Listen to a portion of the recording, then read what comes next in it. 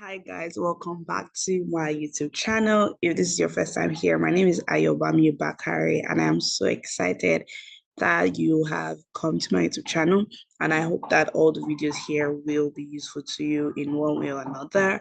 For those of you that have been following my series since last year, we've been talking about, or better still, we've been reviewing schools that are fully funded for international students. This series is basically to help you in your selection so that when you come to this YouTube channel, you can just watch the videos. Oh, is Duke University fully funded? Then you know if you want to add it to your list of schools to apply to. The last video I did was for Clark University, and I'll be linking that somewhere up here and also in the description box for those of you that want to watch it. And so definitely make sure to stay tuned throughout this year because that's what the bulk of my videos are going to be revolving around. If you guys have any questions, anything that you want me to make a video on, please let me know. I'll be responding to emails and comments also, so definitely make sure to keep sending me emails if you need help at any point in time, or drop a comment if it's a general question so that others can actually learn. So as I said, today we're going to be looking at, is Duke University fully funded? So by now you should know how to navigate a school's website. If you do not know how to do that, I'll also link it in the description, the video for that in the description box below. All right, so how did I get here? Obviously, I came to financial aid, I came to admissions, depending on the school. But for Duke University, I came to admissions, as you can see up here, that I am on admissions. And so I came to financial support.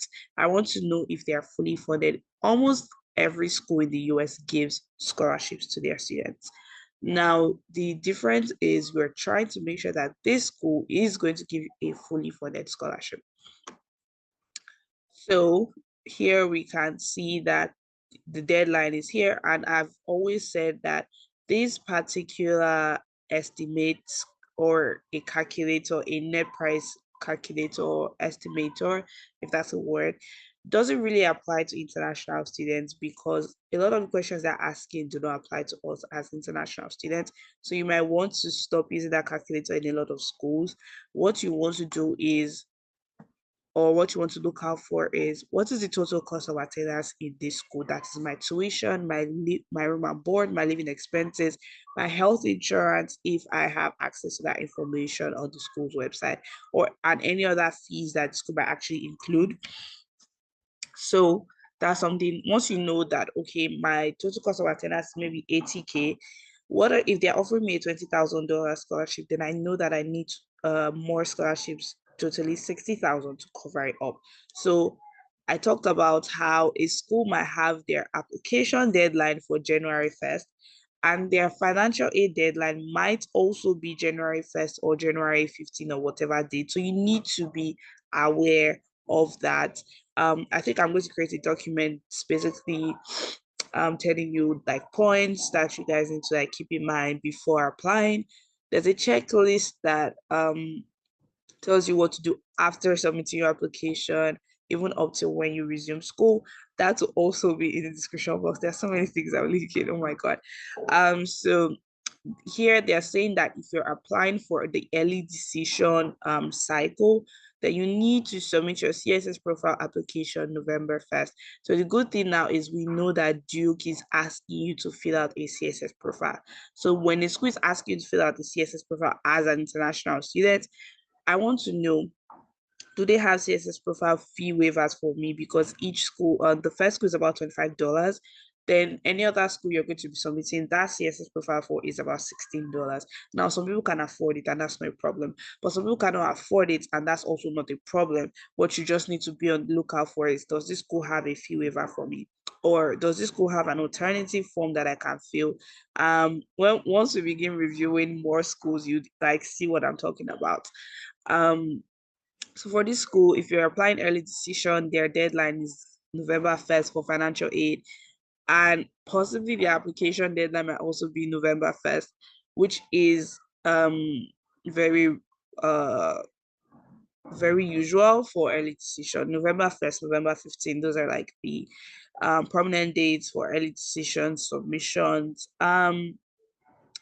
February 1st, regular decision. That's when they're asking you to submit CSS profile. The FAFSA, like so many people have been asking me, is not for international students. It is for US citizens, domestic citizens, or permanent residents, and in some cases, undocumented or DASA students. And none of those apply to us as international students.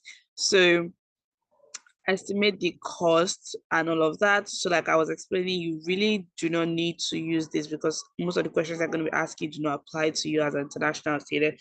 So I'm going to be going here. I want to, so you can see that you can figure out the steps. That's how Duke has made it so easy for you to fill it out.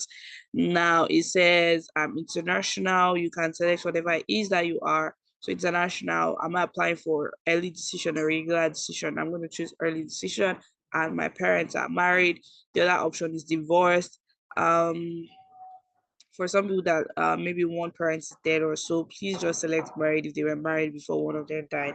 My deepest condolences. Prepare your application. So you're seeing here that they're telling you that you have to indicate yes in the financial aid interest box. So Duke is telling you that right from your common application, you need to have selected certain things. Submit your application. Your CSS profile application needs to be submitted by November 1st. Check your email. So they're telling you here that if they need additional forms from you, then they're going to reach out to you, which you would now use the IDOC to submit, depending on the school. So something that I've seen in a lot of emails is, oh, my parents are self-employed, or my parents are not employed, or my mom's a business owner, she's a petty trader, she says this. Please fill out the non-filer form documenting that they do not file taxes, and you can put their yearly income. If you do not know their exact yearly income, especially if you have parents that are like petty traders, or they don't have like, a standard structure for recording income, then you might want to give an estimate, right? Just make sure that, so let's say in a week they sell about 50K. So you need in a month that's 200,000. So that's like an estimate for you guys. Do you understand what I'm saying? So they're also asking you that make sure you provide the exchange of currency as well from the original monetary values into US dollars. So they're asking you to put the amount in naira and the exchange rate and the amount in dollars. So please definitely make sure to read what each school is asking you for. Now, this non-filer form in some schools, they'll tell you, okay, don't even fill out the CSS profile at all. Just fill out this other form. So don't just jump into filling out the non-filer form if the school has not asked you to. So if you feel like this is the situation or this is what applies to me, please email the school before you start doing any of those filling out stuff. All right. Now they are telling you that if you do not receive a request to submit additional information, then they have enough information to provide a financial aid award at the time of admission. So you might want to be as truthful, as honest, and as diligent as possible in answering your CSS profile questions. In case they do not need any other documentation, that's the only thing that they are most likely going to use to give you your financial aid award. So you want to make sure that it encompasses all of the things you want to say. So review your aid offer. Now they're telling you that when you receive your letter of admission to Duke, you receive your aid offer. While in some schools, they'll give you the admission letter first, then give you your financial aid offer like 2 weeks later. So they're telling you that once you decide to enroll at Duke, and so one thing I've been telling my students in the ECG Zoom school is that you can get accepted to 15 schools, but do not submit the enrollment deposit unless you're sure that, okay, this is the one school that I want to go to. That's the only school that you need to submit an enrollment deposit. Please, guys, don't pay to all the schools for enrollment deposits. Enrollment deposits after you've been accepted to a school. You receive instructions in June on how to complete the steps to receive your funding. So you know that for this kind of school, they've given you a timeline. So this school is Duke is also telling you that the award you receive as a freshman or in 100 level for those of you or your first year of university is going to be automatically renewed. So you do not need to, reapply each year. So that's something you need to be careful about. Some schools ask you to reapply, and that's like a bit of a stress, I guess. So, and sometimes there's the probability of not getting the financial aid award for the second year or the next year. So you want to be careful about that. That might also be a criteria with which you choose to apply to schools. So they're also telling you here that you are required to attend a financial aid session upon your arrival to Duke in order for your aid to be applied. Now, some schools don't even care. When I say don't care, like they don't mandate you or require you to attend a financial aid session. The only thing they'll tell you that is available, you don't have to attend. But Duke is telling that you have to attend for them to apply that aid that you have gotten to your account, your student account.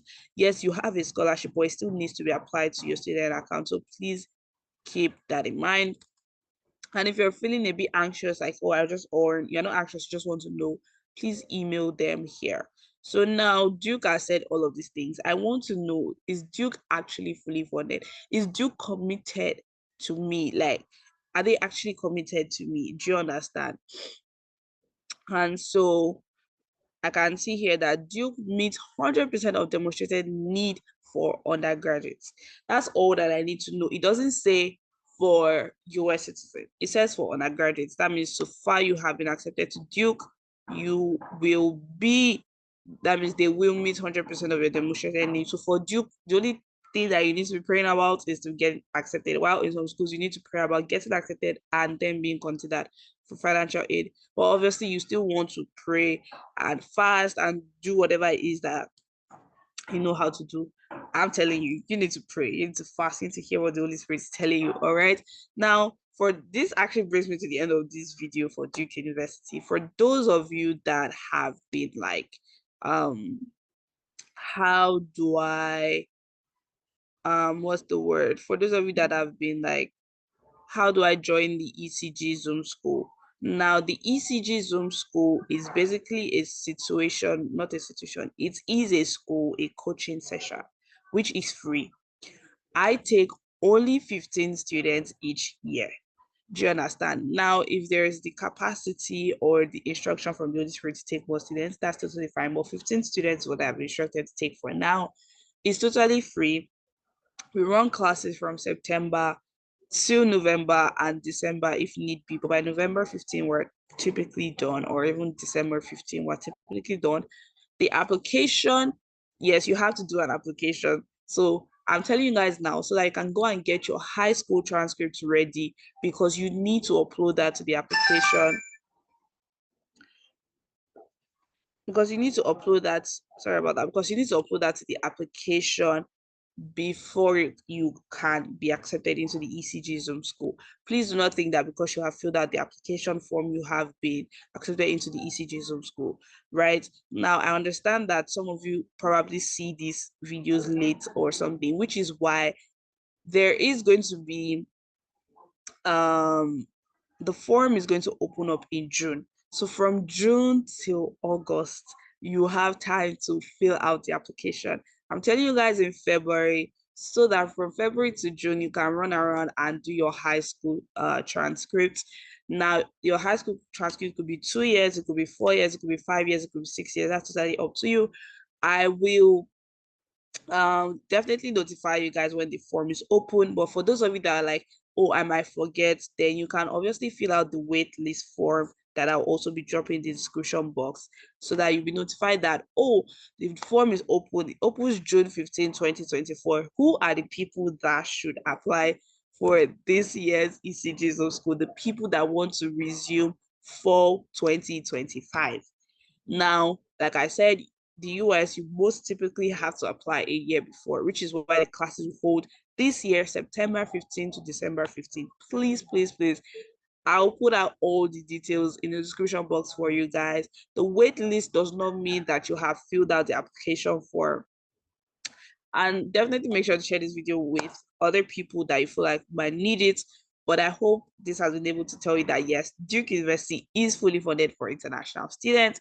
For those of you that still have questions about the ECG Zoom School, feel free to ask it in the comment section so that other people that have the same questions will see my answers to it. But you can also send me an email, obviously, and I would respond. Those of you that have been sending me wonderful emails, prayers. Oh my God, I'm so thankful, guys. Have a wonderful rest of your week. and I will see you guys. I'll see you guys when I see you guys.